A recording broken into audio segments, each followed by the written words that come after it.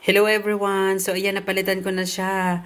Yan na yung full setup po ng ating bagong aquarium LED lights at ng ating aquarium oxygen. So yan ay pinaltan ko kanina before ko ilipat ang alaga ko sa bed. So habang waiting ako sa kanya is pinalitan ko na siya. So nakahanda na rin po yung tubig ko nang galing sa filter ng yesterday nagpalit na ako.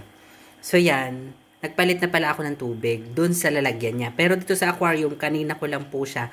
At ngayon ko lang po siya pinalitan ng bonggang-bongga, everyone. So as you can see, yan. 'Di ba? Masasaya na sila, everyone, 'di ba?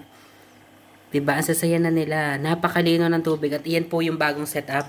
Niles ko, tinanggal ko yung ibang mga bato diyan sa ilalim kasi gawa ng ano po, yung medyo marami na. So, gagawa po ako ng pinaka-landscape dyan, ng bonggang-bongga. So, waiting na lang ako doon sa yung for delivery ko na binili ko na na paste, yung glue gun na pang tubig ng bonggang-bongga yun, everyone.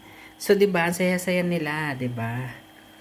Ang lalaki na nila, 'di ba? Tapos yung aking tatlong tetra naroon pa rin. 11 po yung aking goldfish na iyan. At ngayon po ay mag-aapat na buwan na po yan sa akin ng bonggang-bongga. 'Di ba? Oo nga. September, October, November. So tatlo pala, magtatatlong buwan na po yung mga goldfish ko. 'Di ba? So yan, 'di ba? Ang ganda-ganda ng full setup ko dito. Napakalinis, 'di ba? Then after 2 weeks na ulit po yan aking papalitan. See you everyone. Thank you so much. Pray for peace and world peace everyone.